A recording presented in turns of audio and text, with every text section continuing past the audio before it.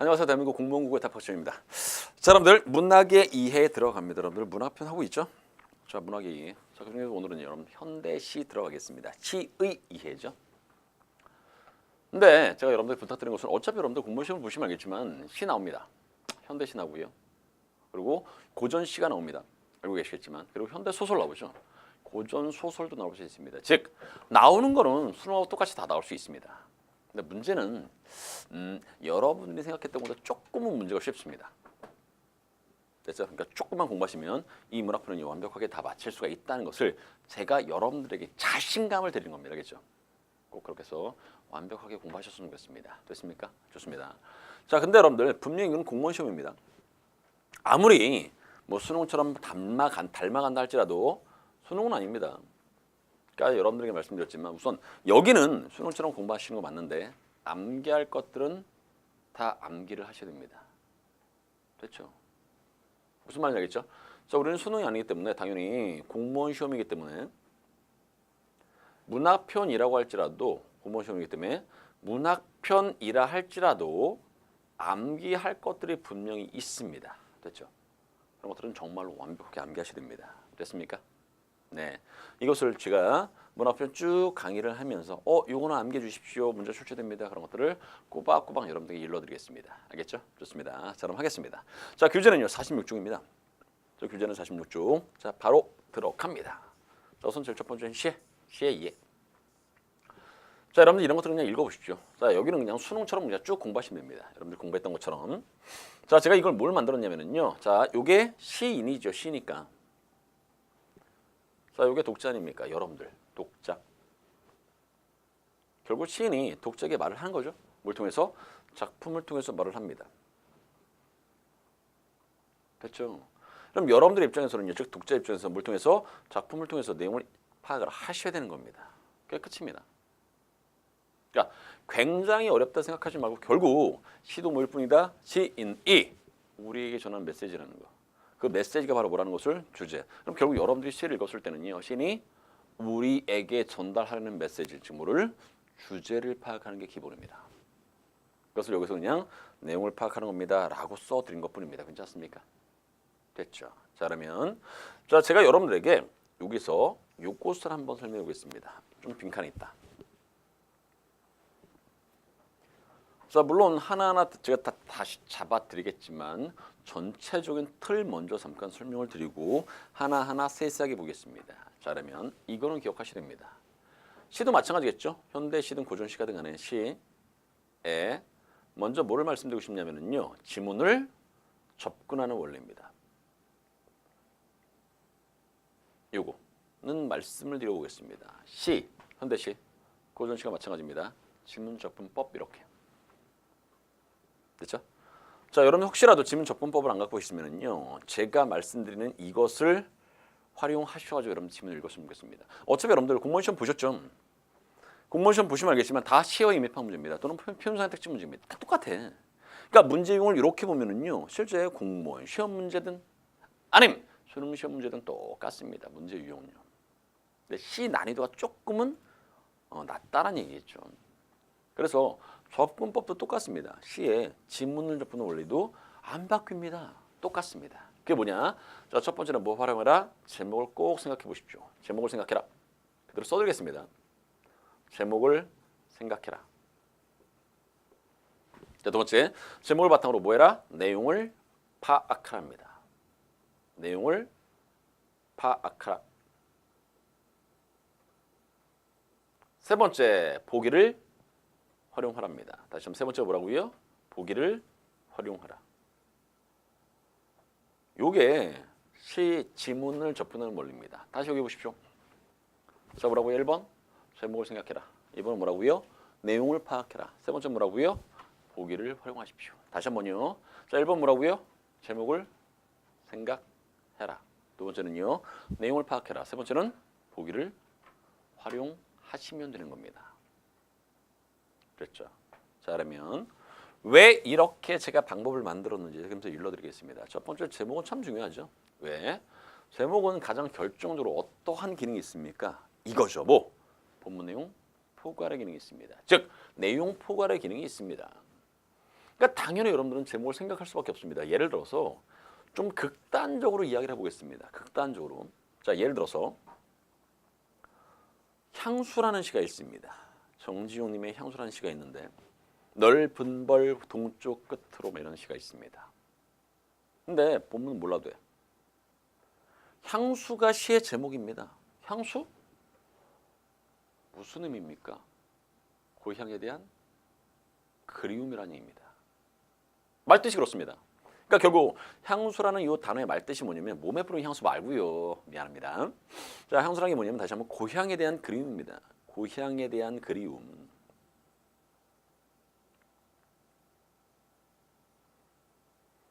그럼 이거 하나 가지고서 어디까지 잡아낼 수 있냐면 잘 보십시오. 고향을 그리워해. 그럼 화자는 지금 현재 고향에 있을까 없을까? 없죠. 지금 타향에 있습니다. 그러니까 결국 화자인 내가 어떤 상황이라고요? 타향에 있는 상황입니다. 뭘 잡을 수 있습니까? 정수 밑에 도보, 고향을 그리워하는 겁니다. 이겁니다. 주제는 뭘까? 타향에서 고향을 그리워하는 내용입니다. 끝입니다. 그게. 지금 뭐 하나 설명했는데 제목 하나 딸랑 설명했는데 이 시가 전부 끝날 수가 있습니다. 물론 8.3의 표현법의 경우에는요. 밑에 있는 시를 들어가셔야죠. 거기서 눈으로 확인하면서 얘는 무슨 법, 얘는 무슨 법 이렇게 따지셔야 되는 겁니다. 이건 당연한 거고 제가 말씀드린 것은 뭐냐면 전체적인 시의 내용을 잡아내는 방식입니다. 그것을 여러분들이 알아두셨으면 좋겠다는 얘기입니다. 그렇죠? 그러니까 당연히 제목을 생각 안 할 수가 없습니다. 당연하죠. 왜? 제목이 그만큼 뭐하니까? 중요하니까. 됐죠? 다음 두 번째입니다. 내용을 파악하십시오에선 틀을 일러드리겠습니다. 여러분들 우리나라에 있는 모든 시를 딱 두 개로 나눌 수 있습니다. 뭐? 첫 번째는 화자 중심, 두 번째는 대상 중심. 됐습니까? 자, 1번 뭐라고요? 화자 중심의 시. 자, 2번 뭐라고요? 대상 중심의 시가 있습니다. 됐고 여기까지. 자, 그랬을 때 화자 중심의 시에는요. 틀이 있습니다. 어떠한 틀이냐면 자, 1번 누구 나옵니까? 화자가 나오죠. 두 번째는 화자에 처한 상황이 나옵니다. 이것만 살짝 지고 싶은데 화자에 처한 상황이 나옵니다. 이게 원인이 되어서 결과 정서 및 태도가 나온 겁니다. 이게 하나의 틀입니다. 교재 다 있으니까 그냥 보기만 하십시오. 여러분들. 교재 다 있으니까. 자, 두 번째입니다. 대상 중심의 시도 똑같습니다. 화자는 나옵니다. 그러니까 화자는 시에서 말하는 사람 아닙니까? 그러니까 당연히 나올 수밖에 없죠. 작품 속에 있느냐 작품 밖에 있느냐의 차이지 무조건 나오긴 나옵니다. 화자 나오고 자, 이번에는요. 자신의 처한 상황이 아니라 누구의 상황이다? 대상의 상황이죠. 자신의 처해 있는 상황이 아니라 대상의 상황입니다. 세 번째, 정서 및 태도가 나옵니다. 됐습니까? 여기서 조금만 더 나가겠습니다. 대상을 두 개로 쪼갤 수 있습니다. 첫 번째는 사람, 두 번째는 자연물. 자, 다시 한번요. 자, 요 대상이란 친구를 두 개로 나눌 수 있다고요. 첫 번째는 누구? 사람.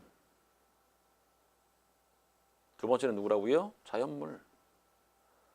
자, 그랬을 때 사람이면 자신의 처한 상황에 대해서 정서 및 태도를 보일 수 있습니다. 이건 당연한 거고 자연물이 문제가 되는데 잘 보십시오. 자연물은요. 자신의 상황에 대한 어떤 정서는 없죠. 근데 여러분들 기억하십시오. 자연물의 경우에는요. 다시 한번 자연물의 경우에는요. 다시 한번 자연물의 경우에는요. 뭐라고? 사람으로 확대해서 해석하시면 딱 맞습니다. 사람으로 확대해서 해석하시기 바랍니다. 예를 들어서 이성부님의 벼가 있습니다. 벼의 원건요? 민중이죠. 벼의 모습 목단도 뭐로 바꾸면 되는 거야? 민중으로 바꾸면 되는 겁니다. 그렇죠? 그런 것처럼 그러니까 대상의 자연물일 때는요. 자연물에 국한시키지 말고 뭐까지 사람으로 넓혀서 감상하시면요. 신기하게 딱 들어맞습니다. 여기까지. 됐고 자, 보기를 활용하는 것이 이때 보기는요. 뭐예요? 내용을 설명해 줄 수 있는 보기가 나옵니다. 그때 그 보기를 활용해서 시를 감상하시라는 얘기입니다. 그렇지 않습니까? 요거 암기. 자, 이건 기본입니다. 기본. 즉 작가가 우리에게 전달하려는 메시지, 즉 주제를 잡기 위한 가장 기본이 바로 요겁니다. 됐죠? 꼭 기억하시기 바라고. 하나만 더 설명드리면 주제 잡는 것은요 쉽습니다. 상황, 정서, 태도. 상황, 정서, 태도. 이게 두 개 묶으면 이게 주제입니다. 예를 들어서 상황과 정서, 태도를 묶는다는 게 무슨 말이냐면 자, 이겁니다. 여러분들 알고 있는 시 가지고 설명하면 김소래 진달래꽃 상황은 어떤 상황입니까? 이별이죠. 정서는 슬픔, 주제는 이별의 슬픔. 끝입니다. 아 그렇구나. 상황 및 정서 태도 묶음 이게 주제라고요. 상황 및 정서 태도 묶음 이게 주제라고요. 됐습니까? 주제 잡으시란 얘기입니다. 됐죠? 좋습니다. 그럼 자 조금 더. 자 여기 순제 지우겠습니다. 위로 올라갑니다. 아이고 됐구나. 작품으로 개념 확인하고 되어 있죠. 요게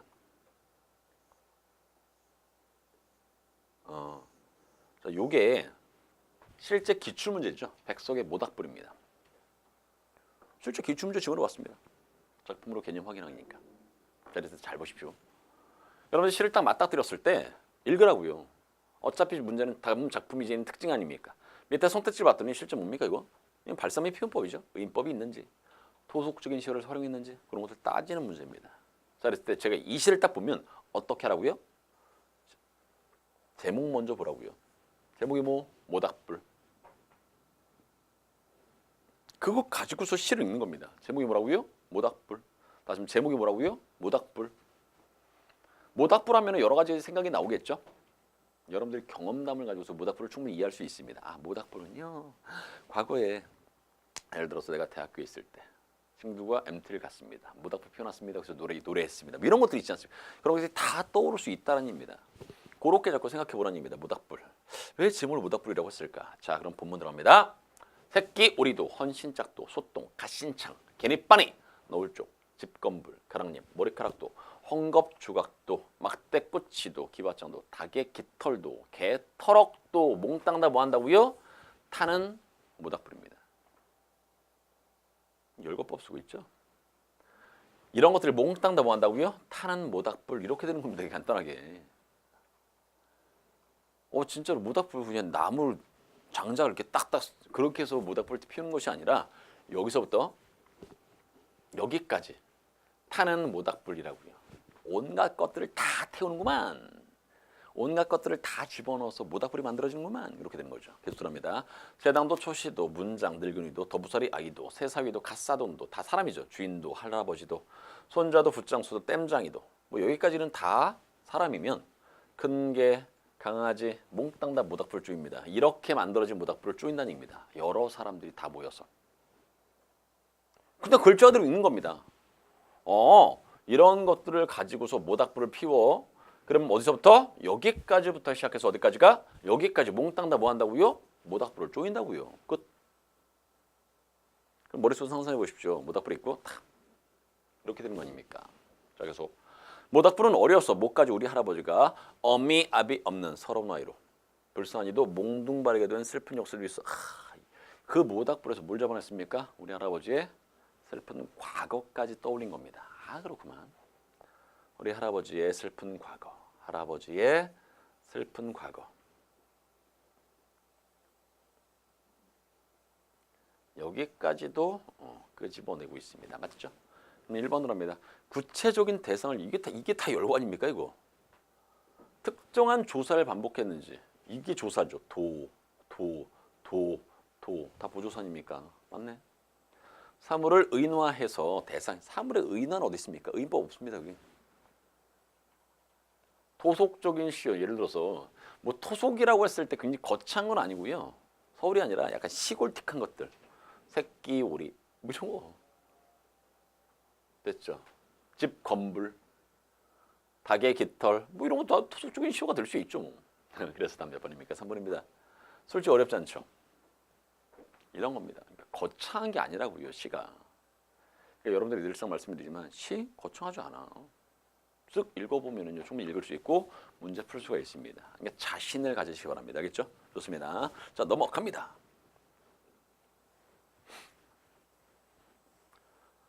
자 이게 아까 여러분들에게 설명했던 겁니다. 1번 뭐라고? 제목을 생각해라. 두 번째는 내용을 파악해라. 세 번째는 보기를 활용해라. 다시 한번 여기 1번 뭐라고요?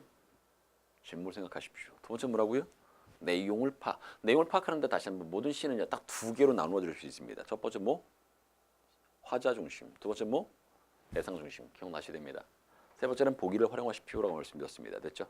그런 것들을 기억하시면 될 것 같고 시는 제목이 중요하죠.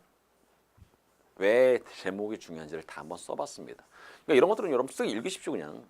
그리고 여기 안에 있는 시들은요, 솔직히 여러분들 한 번쯤 읽어봤을 만한 또는 읽어보면 좋겠을 그런 시를 집어넣습니다. 그러니까 여러분들 참고로 같이 보셨으면 좋겠습니다. 됐죠? 됐습니다. 그리고 혹시라도 그럼 시가 해석이 잘 안 돼, 그럼 질문하십시오. 좀 빠르게 해서 답변해 드리겠습니다. 알겠죠? 좋습니다. 뭐 김소리 진달래꽃은 다 아니까 그냥 패스하고, 이 천상명의 귀천이라는 시거든요. 귀천의 이 제목이 뭐냐면 하늘로 돌아가리라 이런 뜻이죠. 하늘로 돌아간다. 그것도 한번 물고 늘어져 보십시오. 하늘로 돌아간다. 하늘로 돌아간다. 하늘로 돌아간다. 물고 늘어지면은요, 꽤 많은 것들을 그 한 줄에서 잡아낼 수 있습니다. 잘 보십시오. 돌아간다. 하늘로 돌아간다. 그러면 이게 하늘로 돌아간다는 것은 참 감이 잘 안 오죠. 그러면 여러분들의 상황에 맞게 한번 변형을 시켜보겠습니다. 잘 보십시오. 여러분이 만약에 공무원 학원을 다닌다. 물론 이 강의를 보는 분들은 공무원 학원을 대부분 안 다니고 혼자서 공부하시는 거죠. 어디서? 도서관이나 독서실에서. 자, 그러면 도서관이나 독서실로 하겠습니다. 도서관으로 하겠습니다. 자, 집에서 아침에 일찍 나오죠, 여러분들. 엄마나 공부하고 올게, 이렇게. 자, 그러면 어디로 발걸음 옮깁니까? 도서관으로 발걸음을 옮기죠. 도서관은요, 저 보니까 제가 자주 가는 도서관이 국립중앙도서관이거든요. 그래서 거기 가는데, 거기 가면 수험생들이 굉장히 많습니다. 솔직히 수험생이 잘 모르겠습니다. 다 성인분들이니까 많고, 할아버지나 할머니도 좀 많이 계신 것 같고, 성모병원 앞에 있는 거 거기 많이 가거든요.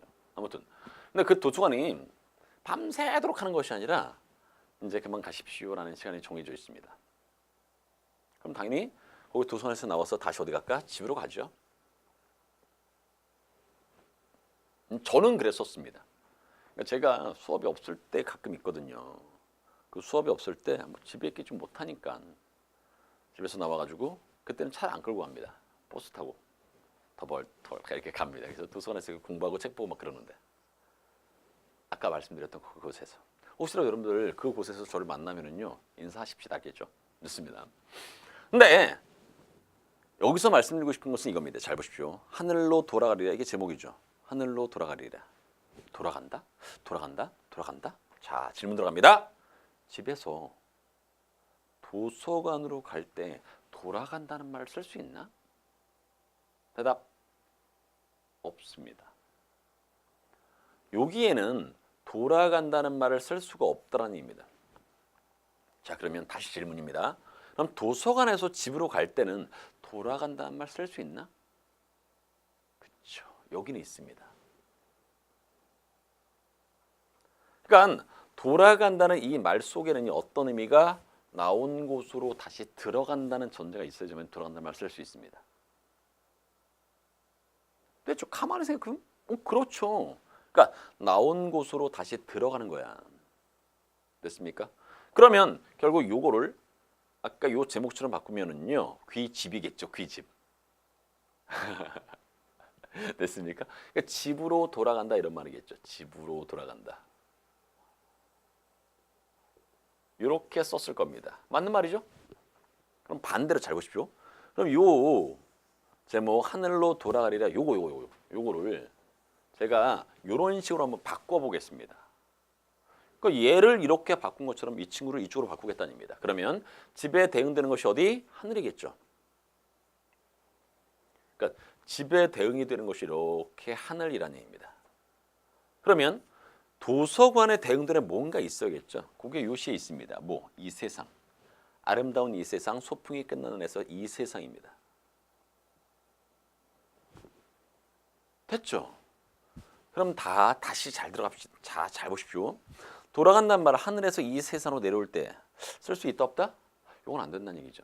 그럼 이 세상에서 다시 하늘로 올라갈 때 뭐 한다? 쓸 수 있다는 얘기입니다. 자, 여기서 질문입니다. 인간이란 존재, 저도 마찬가지고 여러분도 마찬가지고 사람이라는 존재는요, 하늘에서 이 세상으로 내려올 때가 있습니다. 그게 뭐? 탄생, 출생. 됐습니까? 됐죠? 그러니까 여러분들이 지금 이제 한 20살이라고 한다면 20, 20년 전에 어떤 병원에서 빼약하고 응애응애하면서 태어났을 건 아닙니다. 그게 하늘에서 이 세상으로 내려온 겁니다. 괜찮죠? 이 세상에서 살 만큼 살다가 언젠가는 분명히 이 세상에서 하늘로 가겠죠. 돌아간다 할 텐데 그게 바로 뭡니까? 죽음이죠. 그러니까 결국 이 돌아간다는 이 말 속에는요. 돌아간다는 이 말 속에는 아하 하늘에서 왔으니 다시 하늘로 가는 거야 이 말 아닙니까? 그래서 실제 문제 이게 있었는데 잘 보십시오. 하늘로 돌아간다 할 때 질문입니다. 이건 하늘이라는 단어가 있지 않습니까? 여기도 하늘이 있고 여기도 하늘이 있다? 그럼 이때 이 하늘은 이 친구하고 같은 겁니까? 아니면 이 친구하고 같은 겁니까? 정답은 이 친구하고 같은 거죠. 왜? 돌아간다는 말은 여기에는 못 쓴다면서. 그럼 얘는 안 된다는 얘기입니다. 돌아간다는 말을 여기는 쓸 수 있으니까 요 하늘이 요 하늘입니다. 그럼 이때 이 하늘은 뭘까? 인간이 살 만큼 살다가 다시 되돌아가는 거죠. 그래서 바로 뭐? 빙고 죽음이죠. 죽음. 그래서 하늘은 죽음입니다. 그러니까 결국 돌아간다는 말 속에 죽음을 맞이하는구나 그런 의미가 있네. 여기서 조금만 더 해보겠습니다. 이거 좀 어렵습니다. 잘 보십시오. 집에서 나왔으니까 집으로 가는 것은 당연하죠. 그러니까 돌아간다는 말 속에는요. 나온 곳으로 다시 들어가는 거니까 당연하다는 생각이 있습니다. 그러니까 여기에서 당연하다는 생각이 있으니까 당연시하는 태도. 묶으면 죽음을 당연시하는 태도 이런 게 있습니다. 그래서 이 작품의 주제가 뭔지 아십니까? 죽음에 대한 달관의 이시의 주제입니다. 제가 여러분들에게 지금 제목 하나 가지고서 다 한번 설명해 본 겁니다. 이런 식으로 제목은 굉장히 뭐하다? 중요하다. 그러니까 반드시 제목을 생각하라 그겁니다. 여러분들 보고 이렇게 하라는 게 아니라 제가 원하는 것은요. 제목이 중요하니까 반드시 제목 한 번쯤 읽어주십시오 라고 여러분들에게 말씀드리는 겁니다. 최소한 그 제목 어디 속에서 본문 속에서 찾아주십시오. 이건 부탁드리는 겁니다. 됐죠? 좋습니다. 자 그러면 넘어갑니다. 박재성님의 흥부 부부상이라든가 오른쪽 이게 향수죠. 정지용님의 향수. 이런 것들을 여러분들이 그냥 쓱 보시면서 이게 어떤 실지를 한번 고민해 보시라는 얘기입니다. 다시 한번 정지용의 향수는 아까 말씀드렸지만 고향에 대한 그리움이죠. 그럼 상황은 타향에서 고향을 그리워하는 내용이 있습니다. 그 정도가 끝입니다. 어렵지 않다는 것을 여러분들이 말씀드린 겁니다. 됐죠? 자, 그 밑에 내용을 파악하라 했죠? 어디 있냐면 눈으로 확인시켜 드리겠습니다. 내용을 파악하라. 여러분들 이런 식이 다 중요한 것들입니다. 반드시 읽어보시기 바랍니다. 뭐를 여러분들 좀 별표를 치시냐면 이 친구를 좀 별표 치시기 바랍니다. 요거. 여기 아까 여러분들에게 말씀드렸지만 내용을 파악하라 그거죠. 화자의 처한 상황, 세 번째는 정성의 태도. 이게 화자 중심의 시에서 그렇다는 얘기입니다. 대상 중심으로 바꿔주면 이렇게 되는 거죠. 1번 화자, 대상 중심입니다. 이건.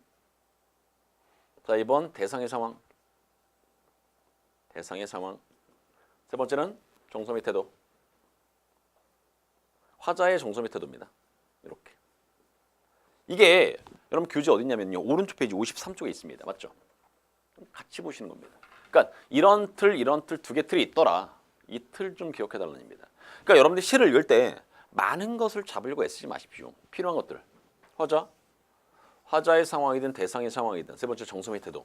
여기에 해당되는 정보만 여러분들이 시에서 찾아만 낼 수 있으면은요. 그 시는 끝나는 겁니다. 여기에 해당되는 정보만 여러분들이 잡으면 돼. 그게 시 감상입니다. 제가 생각할 때 이렇다는 얘기입니다. 그러니까 제가 생각할 때 시를 감상한다? 시를 감상한다는 이 단어 하나는요. 시에서 여러분들이 필요한 정보가 있으면 그 정보를 골라 빼겠다는 얘기입니다. 상황이 필요해? 그럼 상황을 잡으시라고요. 대체로 여러분 시의 의미 파악 문제 나오죠. 문맥에서 잡으시라고요. 정성의 태도 파악 문제 나올 수 있습니다. 그럼 어디에서 상황과 정서 태도를 시 속에서 잡아내시면은요 충분히 풀 수 있습니다. 됐죠? 그런 거니까 반드시 기억하시 바라고. 자, 그다음 요 틀을 연습하라고 해서 밑에 시를 한번 줘본 겁니다. 이 사령이거든요. 사령.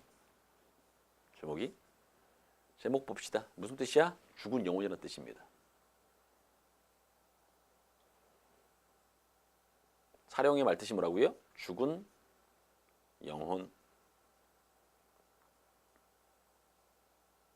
이게 사령입니다. 죽은 영혼. 근데 누가 죽었다라고 시에서 이야기하냐면요. 내가 죽었대. 내가 죽었다는 것을 내가 이야기한 겁니다. 그리고 반성의 시라는 얘기입니다. 자아성찰의 시. 그래서 이 시는요, 자아성찰의 시입니다. 자, 과연 여러분들이 이 시를 완벽히 해석할 수 있는지. 솔직히 어려운 시 맞거든요, 이거. 이 정도면 실제 공무원 시험 난이도보다는 조금은 더 어렵다고 볼 수 있습니다. 물론 그렇다고 해서 공무원 시험이 무조건 쉽다는 건 아닙니다. 자꾸 쉽다니까 학생들이 굉장히 쉬운 줄 아는데 공부하셔야지 점수 나옵니다. 공부 안 하면 점수 안 나옵니다.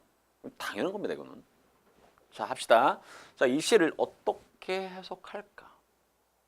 우선 제목 신경 씁니다. 제목 뭐라고요? 사령, 죽은 영혼이라고요. 자, 출발합니다.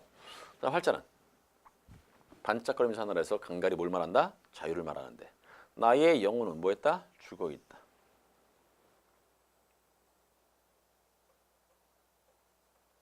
이게 첫 번째 1년만 여러분들이 시를 완벽히 이해할 수 있으면요, 1년의 내용만 이해할 수 있으면 그 나머지는 슬슬슬 다 넘어갈 수 있습니다. 활자는요, 다시 한번 뭘 말한다고요? 자유. 나의 영혼은 뭐 했다고요? 죽어 있다고요. 뭐 나의 영혼이 죽어 있다라는 거, 이거는 죽어 있다. 아까 제목에서 사령 말씀드렸으니까 이게 사령이라고요, 이게 제목. 그러니까 죽은 사람 누구라고? 나라고. 그래서 반성이라는 얘기인데 이 두 개가 이렇게 연결이 잘 되면은요, 이 시가 끝난 겁니다. 진짜 아무것도 아니게 이 두 개를 어떻게 매끄럽게 연결해서 이해할 수 있으면 이 시는 진짜 초등학교 수준의 시로 바뀝니다. 자, 하겠습니다. 활자는 자유를 말한대. 활자가 자유를 말할 수 있나? 활자를 봤더니 거기에 자유가 있더라. 자, 그래서 이렇게 한번 바꿔드리겠습니다. 활자, 에만 있는 자유. 활자에만 자유가 있다는 말의 의미는 뭡니까? 자꾸 생각해 보십시오. 활자에만 자유가 있대. 현실은 자유가 없어. 현실 자유가 없으면 자유를 달라고 애써야죠. 근데 못해. 그 못하는 것을 나의 영혼은 죽어 있는 것이 아니냐라고 하는 겁니다. 이제 이해되겠죠? 그러니까 활자에만 자유가 있다는 것은요, 결국 현실에는요, 실제에는요, 자유가 있다 없다? 없다. 자유가 없다는 것은 결국 무슨 상황입니까? 독재 정권이라는 얘기죠. 그럼 당연히 현실이 이렇다면 이러한 현실 속에서 우리는 자유 달라고 부르짖어야죠. 자유 줘! 자유 줘! 이렇게. 나 그렇게 하고 있습니까? 아니요. 죽어 있는 모습이라는 얘기입니다. 그러니까 결국 이러한 현실에 어떻게 대응하는? 소극적으로, 태도로 대응하는 반성이죠. 소극적인 태도로 대응하는 자신의 모습에 대한 반성.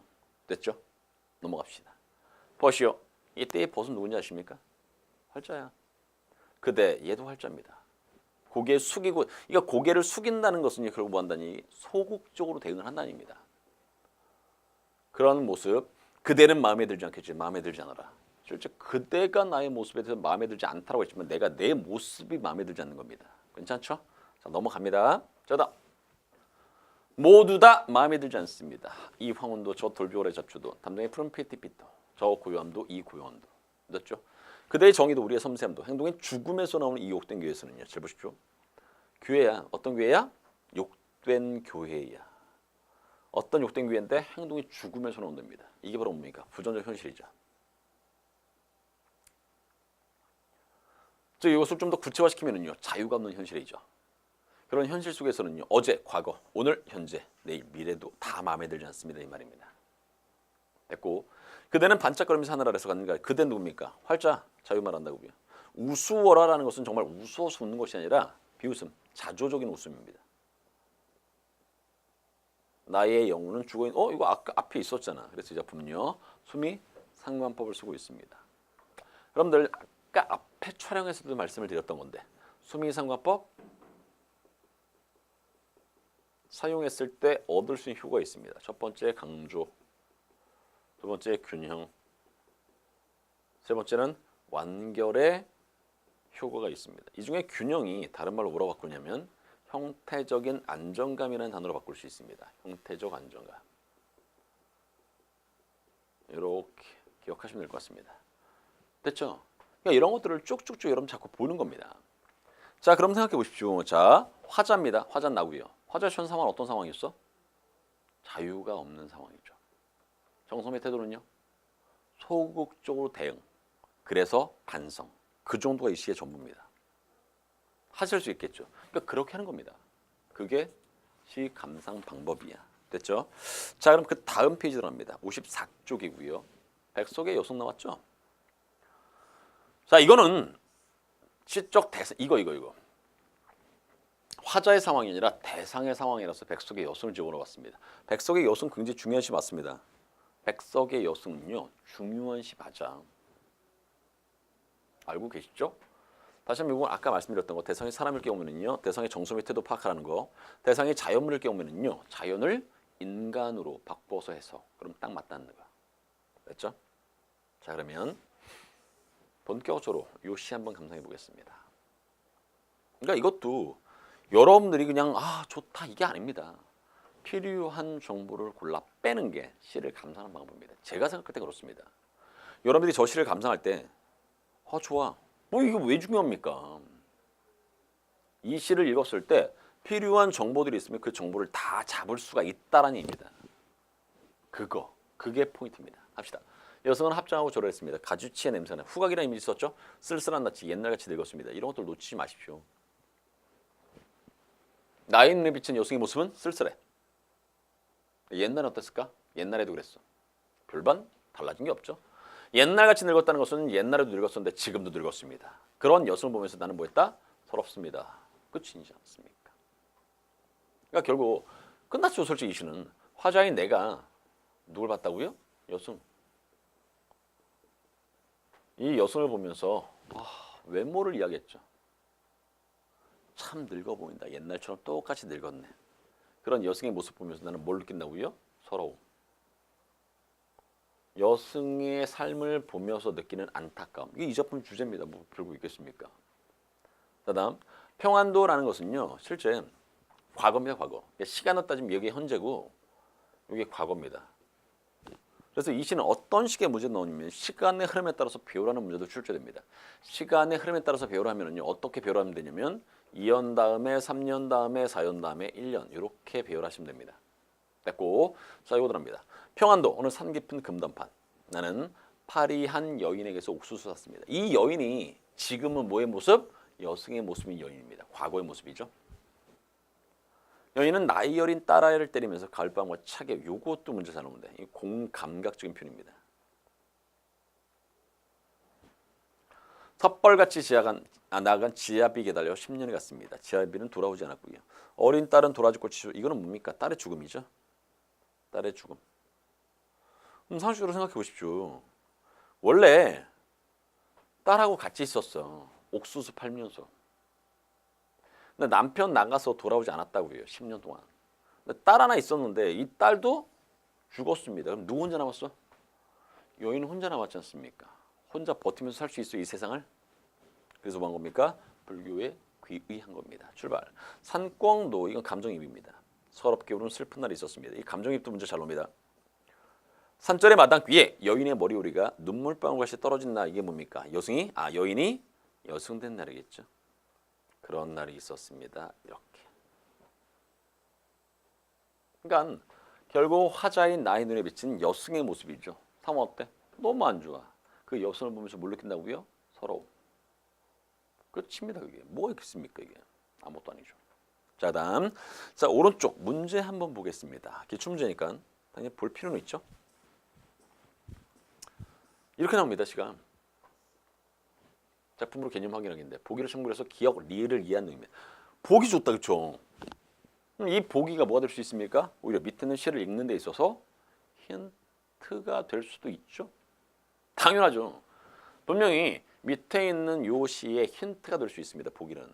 당연히 여러분들 읽어주시는 겁니다. 그래서 제가 지문을 접근하는 원리로 만든 게 세 번째가 뭐였습니까? 보기를 활용해랍니다. 바로 이런 것 때문에 그렇습니다. 보기를 활용하십시오. 이렇게. 자입니다. 제목은 뭐냐고? 그리움입니다. 그리움? 이건 정서죠. 요걸 보면 잘 보십시오. 이용학은 1945년 해방이 되자 고향인 함경부터 경성에 가족을 두고 홀로 상경. 그리움은요. 누굴 그리워하는 거야? 가족을 그리워하는 겁니다. 이 시 끝났죠. 뭐. 화자의 내가 상황은 어떤 상황이 여기서 물고 늘어지면 지금 경성이 있는 상황입니다. 가족은 없는 상황이다. 됐죠? 정서미 태도는 뭡니까? 가족에 대한 그리움. 끝. 고향에 대한 그리움. 이런 거 아닙니까? 이게. 그게 전부입니다. 그렇게 여러분들 잡으시면요 어렵지 않게 이 시를 끝낼 수 있습니다. 됐죠? 좋습니다. 눈이 오는가 북쪽은 한방눈 쏟아지는 이 북쪽은 고향입니다. 여기 있지 않습니까? 함경북도 경성을 말하는 거고 험한 벼랑을 굽이굽이 돌아간 백무선철길 위에 느린 내 밤새워 달리는 화물차의 검은 지붕에 연달린 산과 산 사이 너를 남기고 이때 너는 가족이겠죠 뭐. 여기서 가족이라고 했으니까. 작은 말이 바로 고향이죠. 복된 눈 내리는가. 잉크병 얼어드는 이러한 밤. 엄청 춥다는 얘기입니다. 어쩌저고 잠을 깨어서 그리운 곳. 차마 그리운 곳. 누구에 대한 그리움? 가족에 대한 그리움. 눈이 오는가? 처음과 끝이 똑같습니다. 그래서 작품도 수미상화법 쓰고 있습니다. 괜찮죠? 좋습니다. 자 그러면 밑에 봅시다. 1번. 북쪽. 자신이 떠나온 고향 공간이 고향을 가리킵니다. 맞는 말이죠. 그다음에 니은 너. 고향에 남겨둔 가족 맞는 말이죠. 이거 극심한 추위 속에서 가족을 맞죠. 얘를 보는 게 아니라 이러한 시간적 배경에 누구를 그리워하고 있어? 고향을 그리워하고 있지 않습니까? 고향에 있는 가족들을 그리워하고 있지 않습니까? 극심한 추위 속에서도 가족을 떠올리는 시간이 오겠군. 맞는 말이죠. 잠. 그리운 사람을 볼 수 없는 잠은 화자의 절망적인 사형황을 투영하는 와입니다. 그리운 사람을 볼 수 없는 화자의 절망적인 심정. 이거 설명할 수 있어 없어? 없습니다. 보기에서 설명할 수 있습니까? 없습니까? 없습니다. 그래서 다음 몇 번? 4번입니다. 답을 찍는 겁니다. 그렇죠? 그러니까 문제는 그렇게 푸십시오. 그렇게 어렵지 않습니다. 그러니까 단순히 여기는 뭐다? 그냥 밤이야. 밤. 시간 정도. 그리고 그 시간은 어떤 시간? 내가 화자가 가족을 너무나 보고 싶어서 가족을 그리워하는 시간 정도. 그 정도겠죠 뭐. 그거를 뭐 절망적인 심정을 투영하고 있는 대상물 말이 안 되지 않습니까? 그래서 아무튼 답은 4번입니다. 그러니까 요 정도 요게 여러분 위에 써 있는 것처럼 2015년도 9까지 9급 문제입니다. 이거. 바로 작년도 기출문제란입니다. 이런 식으로 나올 수 있습니다. 그러니까 이런 식의 지문이 나왔을 때 어떻게 대응할지, 어떻게 대비할지를 반드시 고민을 하시는 게 좋습니다. 됐죠? 좋습니다. 자 오늘은 여기까지 할 거고 여러분들 자 다음 시간은요 주제를 이용한 지문적 코너입니다. 이 주제가 이런 주제가 있습니다. 그 주제만 가르쳐드리고 다음 시간은 그냥 무난히 넘어갈 수 있을 것 같습니다. 괜찮죠? 됐습니다. 자 아무튼 여러분 항상 저는 여러분들에게 뭘 강조합니까? 그렇죠. 예습을 강조하는 사람입니다. 예습 반드시 여러분 한번 읽어보시고요. 읽어본 다음에 강의에 들어오셨으면 좋겠습니다. 됐죠? 좋습니다. 자 오늘 여기까지 하겠습니다. 고생하셨습니다.